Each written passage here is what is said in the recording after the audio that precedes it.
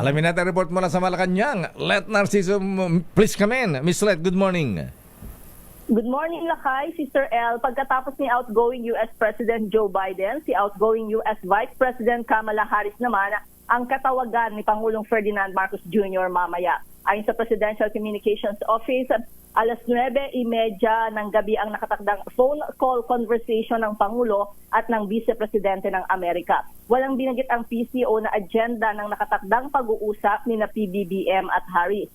Matatandaan sa mga nakaraang pulong ng dalawa, tinalakay ng mga ito ang sitwasyon sa West Philippine Sea at ang mga hakbang ng Pilipinas para mapanatili ang kapayapaan sa rehiyon. Kahapon ay pinuri ni Biden ang diplomatic response ni PBBM sa pagiging agresibo ng China sa West Philippine Sea. Samantala ngayong umaga ay magiging abala muli si Pangulong Marcos sa private meetings at mamayang hapon ay bisita dito sa Malacanang ang Minister of State for External Affairs ng India na si Pabrita Margherita. Lakay? Ayun. So, anong agenda naman ng Pangulong Marcos at si VP outgoing Vice President Kamala Harris? Wala pang binanggit ang PCO, Lakay. Baka magpapaalaman sila. O kaya, siyempre may mga nasimulang pag-uusap kung paano yung direksyon na may pagpatuloy doon sa susunod na administrasyon. Saan nga pa sila nagkita? Saan ba itong video nilang ito? Sa Malacanang ba ito o sa White House? Maraming pagkakataon, Lakay. Noong 2022 ay bumisita si Harris sa Malacanang at noong 2023 Ay, oo nga pala. ay nagkaroon sila ng meeting sa sidelines ng APEC. At mayroon pang, nung pumunta si Presidente syempre sa US, Lakay, yung mga bisita niya doon. Tsaka nung pumunta nga pala si Kamala Harris, naging medyo issue rin yung pagpunta niya sa West Philippine Sea, dyan sa sa Palawan. Ayan, West Palawan. Command. Ayan, Western Command. Ayan. Anyway, so bakit hindi si si Donald Trump ang kausapin? Hintayin na lang. Wala bang wala bang invite kay presidente sa inauguration ni Donald Trump sa teka. January 20 ba ang inauguration? January 20, Lakay. Oo. Sino attend doon sa iniimbitahan daw doon, Lakay? Ang tradition daw ay yung chiefs of diplomatic mission at kanilang mga asawa ang iniimbitahan. Si Ambassador, Ambassador Babes Romualdez, Ambassador natin sa Amerika.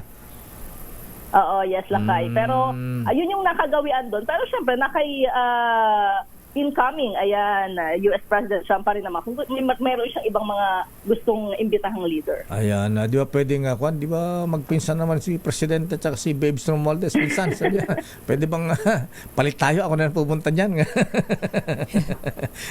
Alabang ako na lang ang sub. Parang basketball substitute Teka muna, Miss Let, ha? Abay, sino ba ang mga taga Malacanang na nag-invest din dito sa Pro Cup na ito?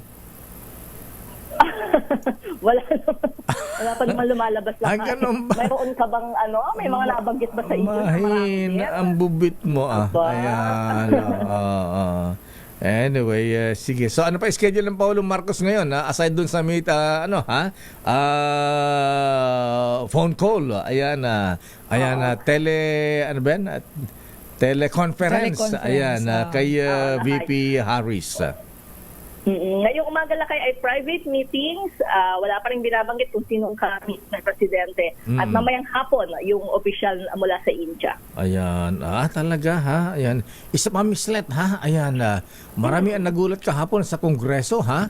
Ang presidential son, Congressman Sandro Marcos, ang nag-announce ng nag-move ayan, dun sa vacancy ng Appropriations Committee sa Kongreso kahapon.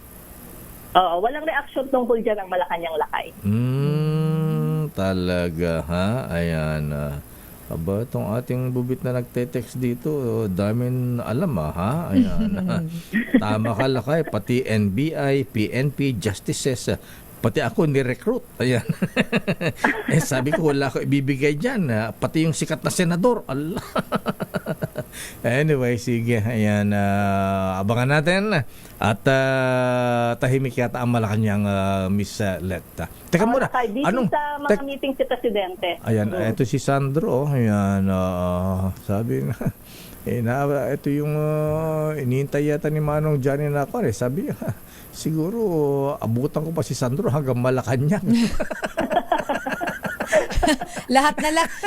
Inabutan pa daw ni Manong Johnny ang Generation Beta.